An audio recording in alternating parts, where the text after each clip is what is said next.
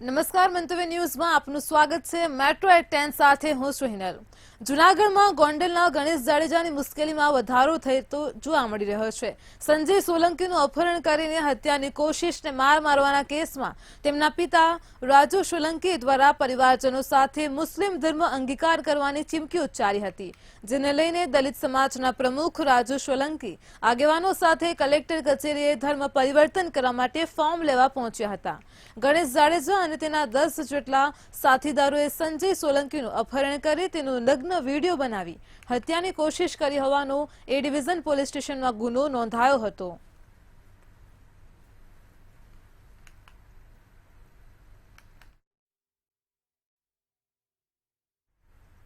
નરેશ પટેલને જયેશ રાંદડિયા કોલ્ડવોર મામલે નરેશ પટેલનું મોટું નિવેદન સામે આવ્યું હતું। તેમણે કહ્યું કે કોઈપણ બાબતે ખોડલધામનું નામ મૂકી દેવાય છે તે યોગ્ય નથી। સમાજના લોકોએ સમાજનું કામ કરવું જોઈએ। ખોડલધામ તરફથી કોઈ દેશ કે કોઈ રાગ નથી। ત્યારે જયેશ રાંદડિયા પાટીદાર સમાજના યુવા નેતા છે। અહીં રાંદડિયાને જરૂર પડે છે ત્યારે સાથે ઊભા રહીએ છીએ। ઘરમાં કંઈ હોય જ નહીં, ઘરમાં સમાધાન હોય તેવું તેમણે જણાવ્યું હતું।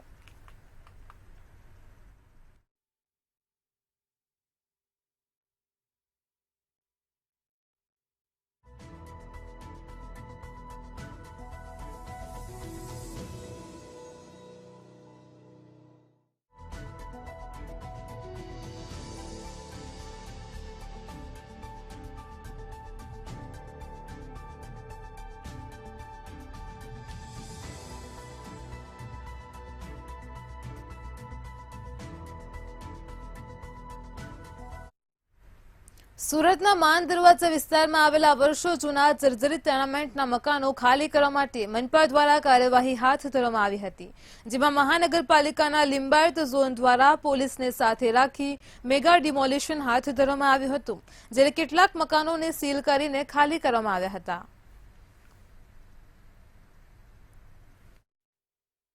સુરત શહેરમાં અનેક વર્ષોથી વિવાદમાં રહેલું માન દરવાજા ટેનામેન્ટ આખરે ખાલી કરાવવામાં આવી રહ્યું છે।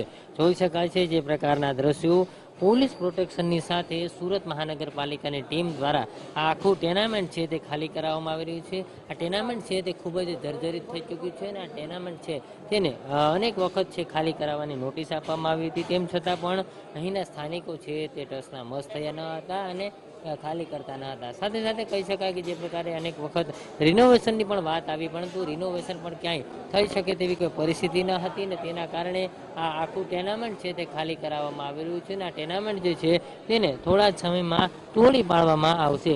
મહત્વનું કહી શકાય કે જે પ્રકારે સુરત શહેરમાં જે જર્જરિત બિલ્ડિંગો છે અને જર્જરિત બિલ્ડિંગો છે તે દૂર કરવા માટે થઈને સુરત મહાનગરપાલિકા સતત કામગીરી કરી રહી છે। તેમાં ક્યાંક ને ક્યાંક હાલમાં 171 જે બિલ્ડિંગ છે તે અતિ જર્જરિત હોવાનું સામે આવ્યું છે, જેમાં ખાસ કરીને વાત કરવામાં આવે તો જે પાલી ગામની ઘટના બની છે અને 6 માળની ઇમારત ધરાશાયી થઈ હતી, ત્યારબાદ સુરત મહાનગરપાલિકા દ્વારા તાત્કાલિક જ કામગીરી છે તે હાથ ધરવામાં આવી રહી છે અને ખાસ કરીને સુરત શહેરમાં અલગ અલગ 171 જેટલા જર્જરિત બિલ્ડિંગ છે તે બિલ્ડિંગો માંથી જે ખાલી કરાવવાની કામગીરી છે તે કરવામાં આવી રહી છે। અત્યારે પણ જોઈ શકાય છે આ માન દરવાજા ટેનામેન્ટ છે ને અહીંયાથી આ તમામ જે રહીશો છે તેમને સામાન છે ખસેડવાની કામગીરી છે તે શરૂ કરી દેવામાં આવી છે। પોલીસ પ્રોટેક્શનની સાથે આ તમામ લોકો જે છે અહીંયા જોઈ શકાય છે પોતાનો જે ઘરનો જે માલ સામાન છે તે માલ સામાન ખાલી કરી અને તમામ જે રહીશો છે તે જઈ રહ્યા છે। એકંદર કહી શકાય કે જે પ્રકારે આ આખું જે ટેનામેન્ટ છે તે ખૂબ જ જર્જરિત થઈ ચૂક્યું છે અને આ જર્જરિત ટેનામેન્ટમાંથી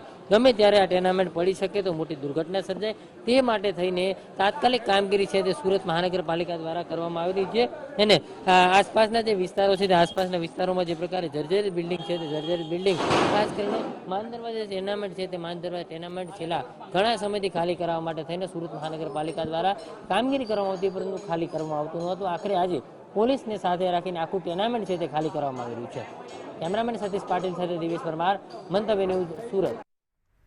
સુરતમાં ઓલપાડના સાણ વિસ્તારમાંથી મોટા પ્રમાણમાં ગાંજાનો જથ્થો ઝડપાયો હતો।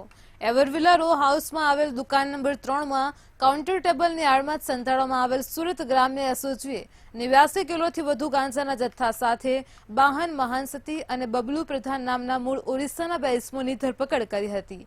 એસઓજીએ ગાંજાનો જથ્થા સાથે 3 મોબાઈલ અને રોકડ મળી કુલ રૂપિયા 8.90 લાખનો મુદ્દામાલ કબજે કર્યો હતો. આ સાથે જ ગાંજાનો જથ્થો મંગાવનાર અને મોકલનાર 3 લોકોને વોન્ટેડ જાહેર કર્યા છે. પૂછપરછ કરેલી જેમાં બાહન ઉર્ફે બાહન વિજય મહંતી અને બબુલુ પ્રધાન નામના 2 વ્યક્તિઓ મળી આવેલા, જેમની પાસે લગભગ 84.921 કિલોગ્રામ જેટલો ગાંજાનો જથ્થો મળી આવેલો. જેની પૂછપરછ કરતા તેઓએ કહેલ કે આ જથ્થો અમને ધર્મેન્દ્ર ઉર્ફે ધની, જે એમના જે પ્રથમ આરોપી છે બાબુલ, એના ગામનો જ છે અને એની પાસેથી મળેલો તેવું જાણેલું. તેથી માલ મગાવનાર તેમજ માલ આપનાર આ બંનેને પણ આરોપી તરીકે લેવામાં આવેલ છે. સુરતના ભટારમાં રહેતા કેફી દ્રવ્યોના સેવનથી શ્રમિકનું પેટ ફૂલી ગયું અને તેમજ અસહ્ય દુખાવા થતા સ્મીમેરમાં દાખલ કરવામાં આવ્યા હતા. અહીં સ્મીમેર હોસ્પિટલમાં તબીબોએ દૂરબીનથી ઓપરેશન કરીને સ્વાદુપિંડમાંથી 32x30 સેન્ટીમીટરની પાણી ભરેલી ગાંઠ બહાર કાઢી હતી.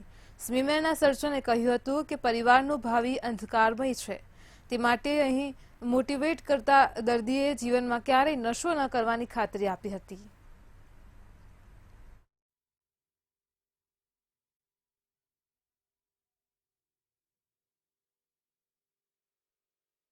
તારા 2 બાળકો છે, 2 બાળકોના સોગન આપીને એણે એવું કન્ફેસ કર્યું છે કે સાહેબ, હવે હું આ મારી નવી જિંદગી છે, હું આજ પછી હવે દારૂને પકડીશ નહીં, ખાઈશ નહીં. અને એના બાળકો તરફ ધ્યાન આપીને એની વાઈફે પણ એને સપોર્ટ કર્યો છે અને આશા રાખું છું કે એ ભાઈ દારૂના નશામાંથી છૂટીને આગળની લાઈફ હેલ્ધી રીતે જીવે અને પોતાના ફેમિલીના બાળકો ઉપર ધ્યાન આપીને બાળકોને સારી રીતે ભણાવી ગણાવીને સક્ષમ બને. રાજકોટમાં સૌરાષ્ટ્ર વેપાર ઉદ્યોગ મહામંડળ દ્વારા આંતરરાષ્ટ્રીય બિઝનેસ સમિટનું આયોજન કરવામાં આવ્યું છે, જેમાં રાજકોટમાં આંતરરાષ્ટ્રીય બિઝનેસ સમિટનો આજથી પ્રારંભ કરવામાં આવ્યો હતો. ત્યારે સૌરાષ્ટ્ર કચ્છના ઉદ્યોગોને વેગ આપવા માટે આંતરરાષ્ટ્રીય બિઝનેસ સમિટનું આયોજન કરાયું છે. સૌરાષ્ટ્ર અને કચ્છના નિકાસ વેપારને વધારવા માટે થઈને જે છેલ્લા 10 વર્ષથી અમે કાર્ય ઉપાડ્યું છે, એના એક ભાગરૂપે આજનો કાર્યક્રમ છે. આજે લગભગ 8 દેશમાંથી પ્રતિનિધિઓ આવ્યા છે, જેમાં Zambia, Fiji, Guinea, Nepal, Zimbabwe, Togo, Uganda, આ બધા કન્ટ્રીના પ્રતિનિધિઓ આવ્યા છે અને પોતાની જુદી જુદી રિક્વાયરમેન્ટ લઈને આવ્યા છે અને એ રિક્વાયરમેન્ટ મુજબની કંપનીઓને આપણે અહીંયા ઇન્વાઇટ કરી. जो बायर सेलर मीट ऑर्गेनाइज की गई है सौराष्ट्र व्यापार उद्योग मंडल और डीजीएफटी की तरफ से, इसमें फिजी के एम्बेसडर और जाम्बिया के एम्बेसडर आए और गिनी के डेलीगेट्स आए. तो अगली अपॉर्चुनिटी जो इंडिया में है वो अफ्रीकन कंट्रीज़ में है. वहाँ पर लोगों को इन्वेस्टमेंट करना चाहिए और वहाँ पर एक्सपोर्ट करने का और वहाँ पर इंडस्ट्री ग्रो करने का बहुत सारी अपॉर्चुनिटी है, उसका फ़ायदा. ये जो माहौल है इस समिट का, इसमें जो एसएमईज़ है, स्मॉल और मीडियम एंटरप्राइज बिजनेसेस है, इसके ज़रिए से हम यहाँ आए हैं. फिजी एक छोटा देश है, लेकिन वहाँ पर व्यापारों के लिए पूंजी लगाना बहुत स्वाभाविक होगा और उनको फ़ायदा भी हो सकता. Purpose of this summit is to expose the SMEs what they are doing, and if they've got the potential to reach out to international markets. And this is what we are going to explore, all right? If they've got the potential to reach out to the ભાવનગરના સિંહોરનું છેવાડાનું ગામ એટલે ભાણગઢ, એમાં બનેલા કોઝવેમાં ભ્રષ્ટાચાર આચરીને નબળી કામગીરી થતા causeway તૂટી ગયો હતો. આ કોઝવે તૂટી જતા જ 15થી વધુ ગામના લોકો ભારે હાલાકીનો સામનો કરી રહ્યા છે. ત્યારે આ કોઝવેને રિપેરિંગ કે નવો બનાવવામાં આવે તેવી લોકો દ્વારા માંગ કરવામાં આવી રહી છે.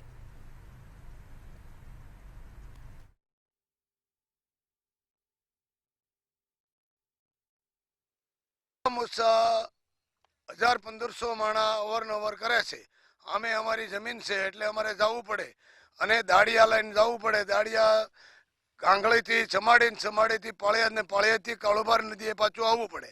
ત્યારે અમારી ખેતીવાડી અમે પોગી એકવી છે અને 2 કલાક 3 કલાકનો રસ્તો થઈ જાય એટલે અમારે ભાડું વધારે ડબલ દેવું પડે. દાડીથી ટાઈમે પોગે નહીં દાડિયા અને અમને આમાં તકલીફ વધારે પડે છે. અને જો આનું કામ ને કોઈ ધ્યાન દે જવું પડે.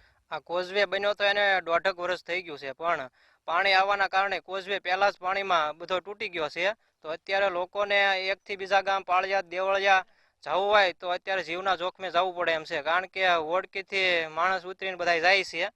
તો અત્યારે બહુ તકલીફ પડી રહી છે. એના કારણે લોકોને 25 થી 30 કિલોમીટર દૂર ફરીને જવું પડે છે એનું કામ માટે. અને બીજા નંબરમાં અહીંથી લોકોની બધી વાડીઓ જે કોઝવે પાર કરીને જ જવું પડે. ખેતરમાં જે અનકનેક્ટેડ વિલેજીસ હતા કે જેના માટે કોઈ કોઝવે ચોમાસા દરમિયાન ડેમેજ થયેલા હોય અથવા અનકનેક્ટેડ વિલેજીસ હોય, તો એમાં સરકારે તાજેતરમાં જે સ્ટ્રક્ચર મંજૂર કર્યા જાન્યુઆરીથી ફેબ્રુઆરી મહિના દરમિયાન, એમાં કાળુબાર નદી પર પર્ટિક્યુલરલી ભાણગઢ પાળિયાદ વચ્ચે કાળુબાર નદી પર 3 કરોડના ખર્ચે 84 મીટર લાંબો ત્યાંના સ્ટ્રેટાના ધ્યાને રાખીને પાઇલ સાથેનો બ્રિજ મંજૂર થયેલો છે, માઇનર બ્રિજ, જે હાલમાં ટેન્ડરિંગ હેઠળ છે. એટલે આફ્ટર મોન્સૂન આની ટેન્ડરની કામગીરી. વિકાસશીલ ગુજરાતની વાતો થાય છે, પરંતુ એવું લાગે છે કે હવે જે ભ્રષ્ટાચાર થાય છે તે ભયમુક્ત ભ્રષ્ટાચાર થાય છે. ખાસ કરી ભાવનગરની વાત કરીએ તો ભાવનગરની અંદર રોડ રસ્તાને લઈને એક તરફ જ લોકો છે ત્રાહિમામ પુકારી ઉઠ્યા છે. ત્યારે ભાવનગરમાં જે કિસ્સાઓ સામે આવે છે તેની અંદર લાગે છે કે હવે ભ્રષ્ટાચાર છે તે ભયમુક્ત છે. કારણ કે જે પરિસ્થિતિ અત્યારે તમને દેખાડવા માંગીશ કે ભાવનગર જિલ્લાનું જે દેવળિયા, પાળિયાદ અને ભાનગઢ જે ગામડાઓ છે, ભાલ પંથક વિસ્તાર તરફના ગામડાઓ છે, ત્યાં આગળ 1.5 વર્ષ પહેલા આ જે પુલ છે તેનું નિર્માણ થયું હતું. પરંતુ કહી શકાય કે ગયા વર્ષે જે વરસાદ આવ્યો હતો ત્યારે માત્ર 6 મહિના આસપાસ જ પુલ શરૂ કરવાનો સમય થયો હતો, પરંતુ 6 મહિનામાં જે પાણી છે કાળુબાર નદીનું તેના વેલની અંદર પુલ છે આખો ધોવાનો હતો. અત્યારે આપણે પૂરની પરિસ્થિતિ દેખાડવા માંગીશ કે જે રીતના પુલ છે તે તૂટી ગયો છે અને કાળુબાર નદીની અંદર જ્યાં પુલની અંદર પુલ વહી ગયેલો છે નદીમાં. પરંતુ જે ભાનગઢના લોકો છે તેમને કહી શકાય કે ભાલ પંથકમાં જવું હોય તેના માટેનો આ માત્ર એક રસ્તો છે, જે રસ્તો પસાર કરવા માટે હાલ તેઓને કહી શકાય કે બોટનો સહારો લેવો પડે છે. હાલ પણ આપણે જે જોઈ શકીએ છીએ કે ભાનગઢના લોકો જેને ભાલ પંથકમાં અથવા તો જે આ વિસ્તારમાં તે લોકોની વાડી વિસ્તાર છે, અનેક લોકોના ભાનગઢવાળાના જે વાડી ખેતરો છે તે આ બાજુ આવેલા છે. સવારે રાત્રે ખેતરમાં કામ કરવા જવું હોય તો આ રીતના મોતની સફર કરીને તે લોકોને ખેતીવાડી કે કામ કરવા જવું પડે છે. બીજી તરફ વાત કરું કે જો આ રીતના તે લોકો ન જાય તો તેને ફરીને આશરે 35-40 કિલોમીટરનું પરિવહન છે તે પણ કરવું પડે છે. ત્યારે સરકાર જે પુલ બનાવ્યો હતો તે ભ્રષ્ટાચાર છે તે દેખાઈ આવે છે, કારણ કે માત્ર 6 મહિનાની આસપાસ જે પુલનો સમય થયો હતો ને પાણીના વેણમાં પુલ ધોવાઈ ગયો હતો. આપણે જે ગામના લોકો છે તેની સાથે સીધી વાત કરશું અને કેવી પરિસ્થિતિ છે તેમની અને કેવી પરિસ્થિતિમાં તે કામે જઈ શકે છે. જામનગરના માધુબાગમાં રહેતા આહિર પરિવારે ભાણવડના ધારાગઢ પાસે ઝેરી દવા પીને સામૂહિક આપઘાત કરી લેતા સમગ્ર પંથકમાં ચકચાર મચી હતી.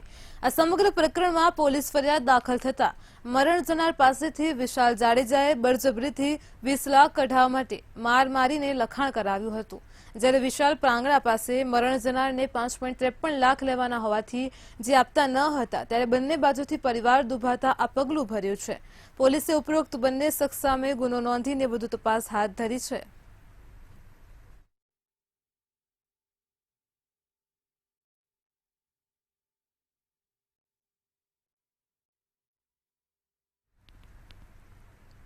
વડોદરા મનપા દ્વારા કોલેરાનો રિપોર્ટ બદલી નાખવામાં આવતા ચકચાર મચ્યો છે. વડોદરા મનપાએ રાતોરાત જાદુગરને પણ શરમાવે તે રીતે કોલેરાનો રિપોર્ટ બદલી નાખ્યો હતો, જેમાં કોલેરાના 1 મે થી 10 મેના રિપોર્ટમાં ગોલમાલ કરવામાં આવી હોવાની ચોંકાવનારી માહિતી બહાર આવી છે. મંતવ્ય ન્યૂઝની ટીમે મનપાના આ જાદુઈ ખેલનો પર્દાફાશ કર્યો હતો, જેમાં મનપાએ કોલેરાનો જે પહેલા રિપોર્ટ જાહેર કર્યો હતો તેમાં કોલેરાના 2 કેસનો ઉલ્લેખ કરવામાં આવ્યો હતો, જ્યારે કોલેરાના બીજા રિપોર્ટમાં કોલેરાનો કોઈ કેસ જ દર્શાવ્યો ન હતો.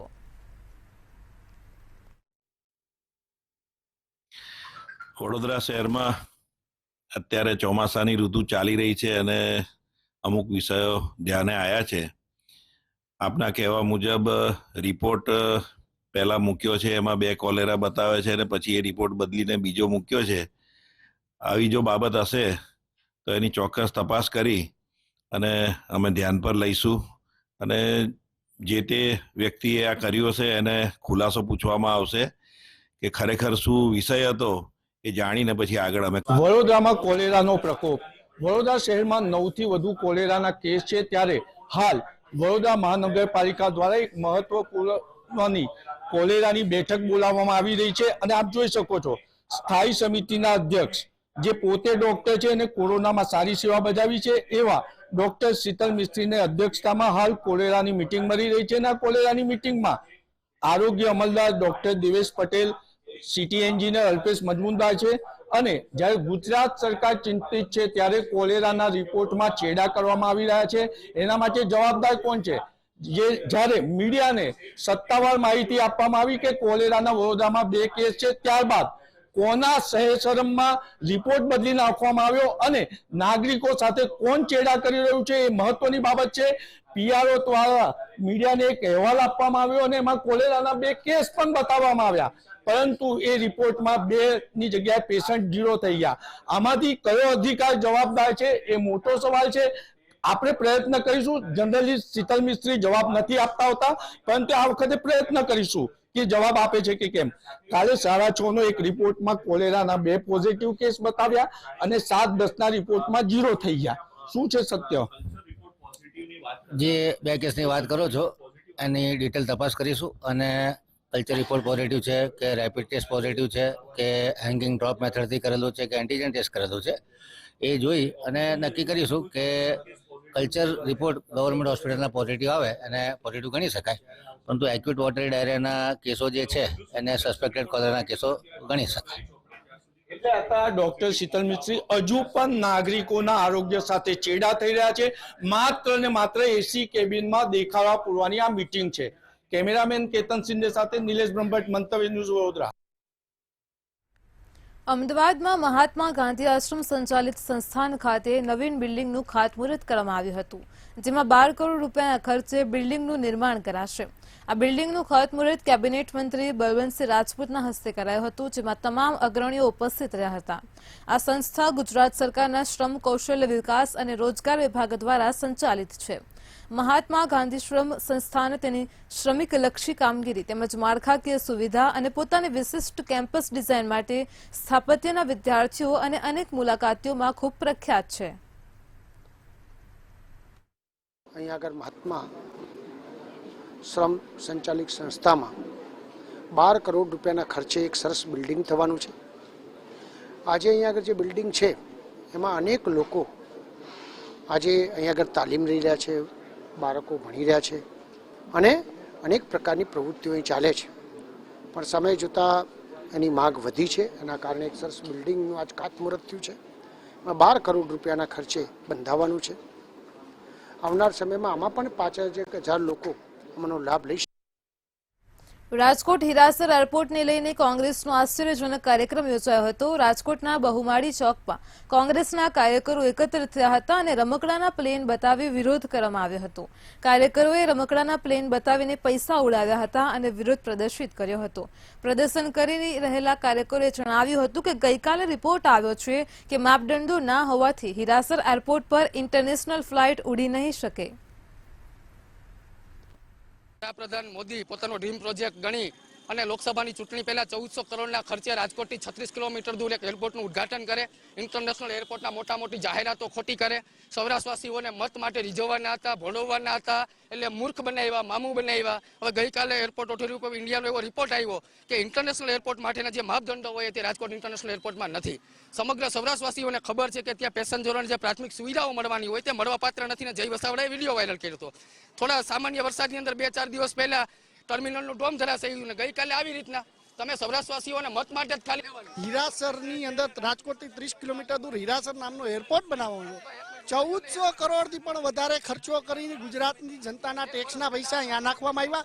એને ગઈકાલે જે ઓથોરિટીની મિટિંગ મળી એરપોર્ટની અને જે એરલાઇન્સની, ત્યારે એવું નક્કી કરવામાં આવ્યું કે ડોમેસ્ટિક પ્લેન સિવાય એક પણ પ્લેન આઉટ ઓફ કન્ટ્રીનું ઉઠશે નહીં. તો શું આ ગુજરાતની જનતાના પૈસા, ટેક્સના પૈસા અદાણીને આપી દેવાના છે?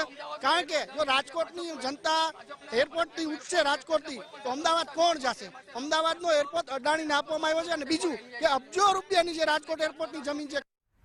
રાજકોટના પારડી ગામે એક ભૂવો ઝડપાયો હતો. વિજ્ઞાન જાથાની ટીમે ધીરુ પટેલને પકડી પાડ્યો હતો. તેને દોરો, ધૂણવું અને દાણા નાખી નાટક કરતો હોવાનું સામે આવ્યું હતું.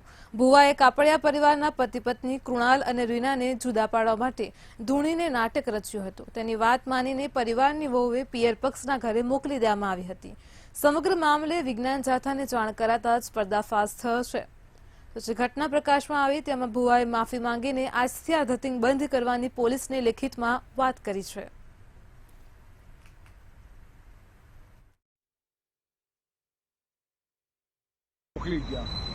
આ નિમિત્તની અંદર ભુવાનો એક ષડયંત્રનો ભાગ હતો.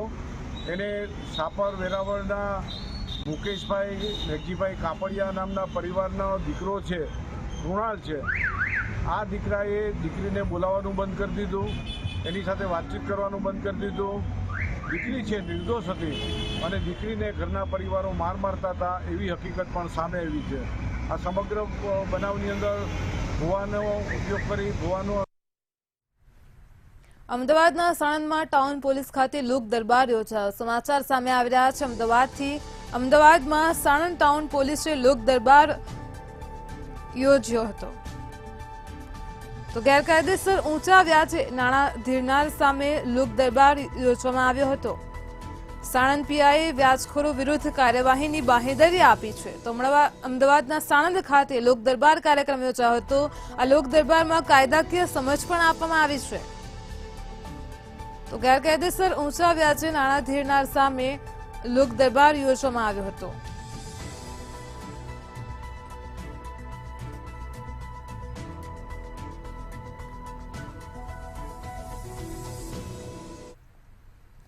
ભાવનગરના ઘોઘા તાલુકામાં વરસાદ ખાબક્યો હતો. સમાચાર સામે આવ્યા છે ભાવનગરથી. આગામી 2 દિવસ પણ હજુ હવામાન વિભાગે વરસાદની આગાહી વ્યક્ત કરી છે. તો ભાવનગરમાં મોરચંદ ગામ નજીક કોઝવેમાં કાર તણાઈ હતી. કારમાં સવાર 2 લોકોનો આબાદ બચાવ થયો છે. કોઝવે પરથી ભારે પાણીના પ્રવાહમાં એક કાર તણાઈ ગઈ હોવાની ઘટના બની હતી. ગામ લોકોએ તણાયેલી ગાડીને રેસ્ક્યુ કરી હતી. તો ભાવનગરના ઘોઘા તાલુકામાં વરસાદ પડ્યો હતો. મોરચંદ ગામ નજીક કોઝવેમાં એક કાર તણાઈ હોવાની ઘટના બની હતી. તો કારમાં સવાર 2 લોકોનો આબાદ બચાવ થયો છે. કોઝવે પરથી ભારે પાણીના પ્રવાહમાં આ કાર તણાઈ હોવાનું સામે આવ્યું છે. ત્યાંના સ્થાનિક ગામ લોકોએ તણાયેલી કારનું રેસ્ક્યુ કર્યું હતું.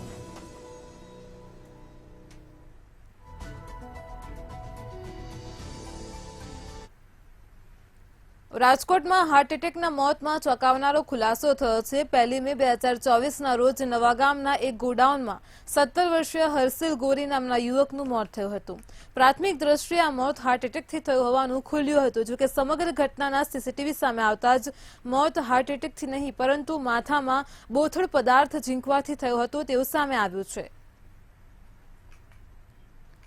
તો પોલીસ કમિશનરને રજૂઆત કરવામાં આવી હતી. રાજકોટમાં હાર્ટ એટેકના મોતનો ચોંકાવનારો ખુલાસો થયો છે. સીસીટીવીએ આ મોતના રાઝ ખોલ્યા છે. પ્રાથમિક દ્રષ્ટિએ આ મોત હાર્ટ એટેકથી થયું હતું પરંતુ સીસીટીવીમાં સામે આવ્યું છે કે બોથડ પદાર્થને માથામાં ઝીંકવાથી યુવકનું મોત નીપજ્યું હતું. તો મૃતકના પરિવારજનોએ શહેર પોલીસ પર આક્ષેપો લગાવ્યા છે.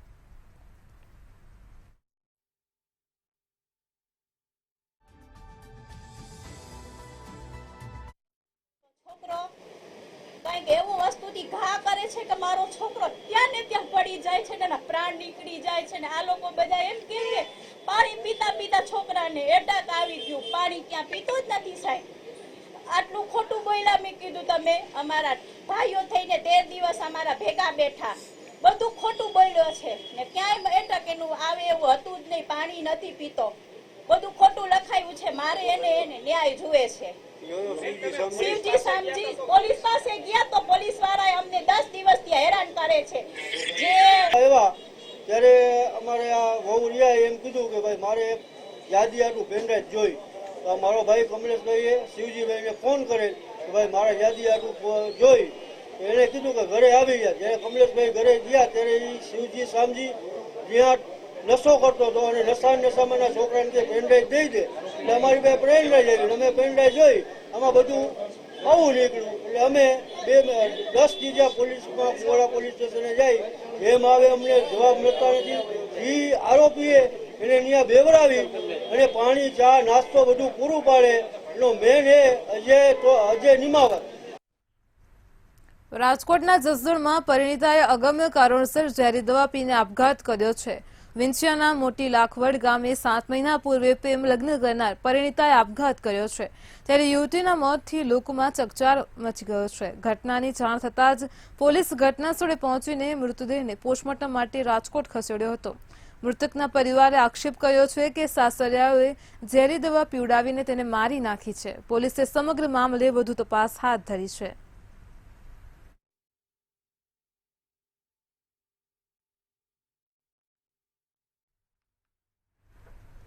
સુરતમાં ડાયમંડ વાઇસ પ્રેસિડેન્ટ દ્વારા રત્ન કલાકારને લઈને એક નિવેદન આપવામાં આવ્યું હતું. હીરા ઉદ્યોગકારે રત્ન કલાકારો બેરોજગાર નથી આ પ્રકારનું નિવેદન આપતા સુરત હીરા માર્કેટમાં ચર્ચાનો વિષય બન્યો છે. આ જ મુદ્દાને લઈને ડાયમંડ વર્કર યુનિયન મેદાનમાં આવ્યું છે. જે કોઈ રત્ન કલાકાર બેરોજગાર નથી તેવા નિવેદનને વખોડી કાઢ્યું હતું. આ પ્રકારનું નિવેદન આપવાની સાથે જ ડાયમંડ વર્કર યુનિયનના ઉપપ્રમુખે હીરા ઉદ્યોગકાર અને ડાયમંડ બુર્સના પ્રેસિડેન્ટ લાલજી પટેલ સામે રોષ ઠાલવ્યો હતો. અત્યાર સુધીમાં 45 જેટલા રત્ન કલાકારોએ આપઘાત પણ કરી લીધો છે. હીરાનગરી સુરત છેલ્લા ઘણા સમયથી મંદીનો માર સહન કરી રહી છે. ખાસ કરીને હીરા ઉદ્યોગમાં મંદી આવતાની સાથે જ આખું સુરત ક્યાંક ને ક્યાંક મંદું પડી જતું હોય છે. ત્યારે આ હીરાને ચમક આપનાર રત્ન કલાકારો અને આ રત્ન કલાકારોની વાત આજે કરવી છે. ખાસ કરીને જે પ્રકારે ડાયમંડ અગ્રણી તેમના દ્વારા એક નિવેદન આપવામાં આવ્યું છે કે રત્ન કલાકારો કોઈ બેરોજગાર છે જ નહીં. પરંતુ જે પ્રકારે સુરત ડાયમંડ વર્કર યુનિયન દ્વારા જે લડત ચલાવવામાં આવી રહી છે ને તેના પાસેથી જ જાણીશું કે સુરતની અંદર ખાસ કરીને કેટલા રત્ન કલાકારો બેરોજગાર થયા છે અને કઈ રીતે રત્ન કલાકારો છે તેમને ન્યાય આપવામાં આવે છે. ભાવેશભાઈ ટાંક આપણી વચ્ચે ઉપસ્થિત છે. ભાવેશભાઈ, જે પ્રકારે સુરતની વાત કરીએ, હીરાને ચમક આપનાર રત્ન કલાકારો છે તેમની આપ સતત ને સતત સંભાળ રાખતા હોય છે અને એના પ્રશ્નો જે આવતા હોય છે તેના નિરાકરણ કરતા હોય છે. ખાસ કરીને જણાવો કે જે પ્રકારે છેલ્લા વર્ષની અંદર કેટલા રત્ન કલાકારો બેરોજગાર થયા છે. યુક્રેન અને રશિયાના વોરના કારણે રશિયન ડાયમંડનો બેલ્ટ મારી દીધો છે. એના કારણે હજારો રત્ન કલાકારો અત્યારે બેરોજગાર છે. છેલ્લા 1 વર્ષની અંદર આજે જ એક અમરોલીની અંદર રત્ન કલાકારોએ આત્મહત્યા કરી આર્થિક સંકળામણના કારણે. અને છેલ્લા 1 વર્ષની અંદર આજના આંકડા મેળવીએ તો છેલ્લા 1 વર્ષમાં એટલે કે 10 મહિનામાં 10 થી 12 મહિનાની અંદર આખું સુરતમાં 44 રત્ન કલાકારો એટલે આજથી મળીને 45 રત્ન કલાકારોએ આત્મહત્યા કરી છે. ડાયમંડ બુર્સના વાઇસ ચેરમેન શ્રીમાન લાલજીભાઈ પટેલ ધર્મનંદન ડાયમંડના માલિક પણ છે. એમનું એવું નિવેદન મેં સોશિયલ મીડિયાના એક વિડીયોના મારફતથી સાંભળેલું કે હાલની પરિસ્થિતિમાં રત્ન કલાકારો કોઈ જ બેરોજગાર નથી. તો મારે ત્યાં રોજની 3 થી 4 ફરિયાદો આવે છે કે અમને છૂટા કરી દેવામાં આવ્યા છે, અમારા પગાર કાપી લેવામાં આવ્યા છે. અને લેબ્રોન ડાયમંડ હોય, રિયલ ડાયમંડ હોય તો રિયલ ડાયમંડની અંદર કેમ કારીગરોના પગાર વધતા નથી? આ પહેલો પ્રશ્ન મારો છે. લાલજીભાઈને મને એવું લાગે છે કે માહિતીનો અભાવ છે. પહેલાં ગ્રાઉન્ડ રિયાલિટી ચેક કરો, પછી આવા બેબુનિયાદ અને વાહિયાત નિવેદનો કરે. ત્યારે હાલ જે ડાયમંડ બુર્સ શરૂ કરવામાં આવી રહ્યું છે ત્યારે તેને લઈને પણ અનેક જે પ્રકારના નિવેદનો છે તે સામે આવતા હોય છે. તેમાંનું આ એક નિવેદન છે અને આ નિવેદનને લઈને સુરતમાં અત્યારે હાલ ચર્ચાનો વિષય છે તે આ નિવેદન બન્યું છે. કેમેરામેન સતીશ પાટીલ સાથે દિવેશ પરમાર, મંતવ્ય ન્યૂઝ. મેટ્રો 10 માં હાલ આટલું જ. પડે પણની અપડેટ મેળવતા રહો માત્ર મંતવ્ય ન્યૂઝ પર. નમસ્કાર.